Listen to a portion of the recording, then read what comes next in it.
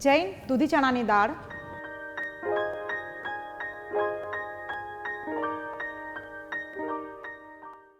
જય Jinendra, welcome to Sanjeev Kapoor ખજાનો. હું છું અમીષા. આજે હું આપ સૌ માટે લાવી છું જૈન રેસિપીનો ખજાનો.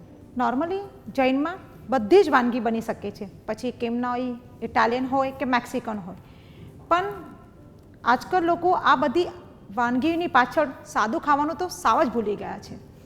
બધાના જ ઘરમાં મેક્સિકન કહો કે નાચોસ કહો એવી વાનગી ઇઝીલી બની જાય છે, પણ સાદી વાનગી કીધી તો લોકો વિચાર કરતા થઈ જાય છે કે કેવી રીતે બનાવશું. પણ ડરો નહીં, આપણે સંજીવ કપૂર ખજાનામાં આ જ સાદી વાનગી પણ ખૂબ જ સરસ અને ટેસ્ટી બનાવીએ છીએ. તો આજે આપણે અહીંયા બનાવશું દૂધી ચણાની દાળ. દૂધી જેવું શાક છે ને ઘણા લોકોને ભાવતું જ નથી, પણ એમાં અગર આ ચણાની દાળનું કોમ્બિનેશન કરીને થોડું મસાલા સાથે સ્પાઇસીનેસ સરસ મજાનું મિક્સ કરીને બનાવશું તો આ શાક પરોઠા સાથે કે રોટલી સાથે આઈધર તમે રાઈસ સાથે પણ આને ખાઈ શકો છો. દૂધી ચણાની દાળ બનાવવા માટે આપણને લાગશે સામગ્રીમાં દૂધી, ચણાની દાળ આપણે 1 થી 2 કલાક પલાળીને રાખી છે, ફ્રેશ ટોમેટો પ્યોરી, ખટાશ માટે કોકમ, વઘાર માટે રાઈ, લાલ મરચું પાવડર, હળદર, ગરમ મસાલો, બારીક સુધારેલા લીલા મરચાં, કઢી પત્તા, સાકર, બારીક સુધારેલી કોથમીર, સ્વાદ પ્રમાણે મીઠું, વઘાર માટે તેલ. હવે આપણે દૂધી ચણાની દાળ બનાવશું. એની માટે આપણે એક પેન લેશું. તમે ચાહો તો આ બધો વઘાર કરીને કુકરમાં પણ સીટી મારી શકો છો. આપણે એમાં થોડું ઓઇલ લેશું. આપણું તેલ અહીંયા ગરમ થઈ ગયું છે. હવે આપણે એની અંદર રાઈ નાખશું. રાઈનો વઘાર થાય એટલે આપણે એની અંદર લીલા મરચાં નાખશું, થોડા કઢી પત્તા નાખશું. આપણો રાઈનો વઘાર થઈ ગયો છે. હવે આપણે આ જે ફ્રેશ ટમેટાની પ્યોરી બનાવી છે એ એની અંદર નાખશું.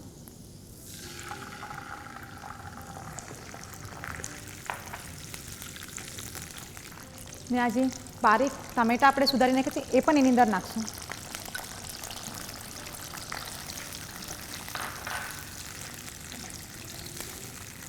મસાલામાં આપણે હળદર નાખશું, થોડું લાલ મરચું પાવડર નાખશું, ગરમ મસાલો ફ્લેવર માટે નાખશું,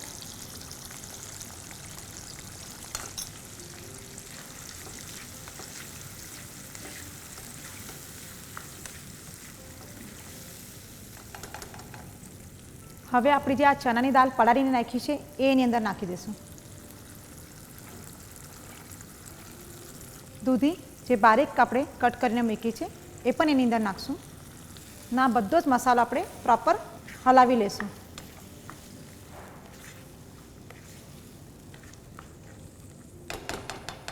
હવે આપણે આ શાકમાં સ્વાદ પ્રમાણે મીઠું નાખશું.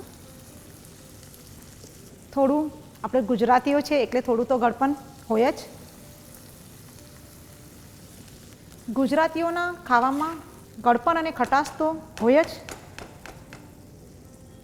હવે આપણે એની અંદર પાણી નાખી દઈશું.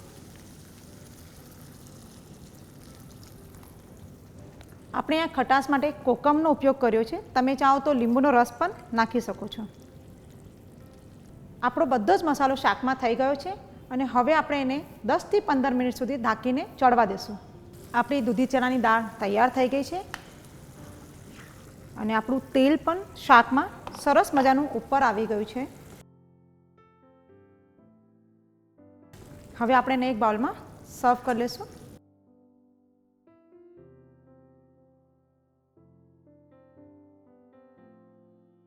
હવે આપણે એને કોથમીરથી ગાર્નિશ કરી લઈશું.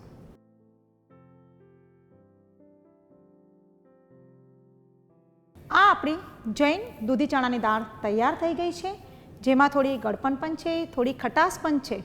વાનગી ભલે સાદી હોય પણ ખાવામાં ખૂબ જ મજેદાર છે. પરોઠા હોય કે ભાત બંને સાથે તમે આ વાનગી ખાઈ શકો છો.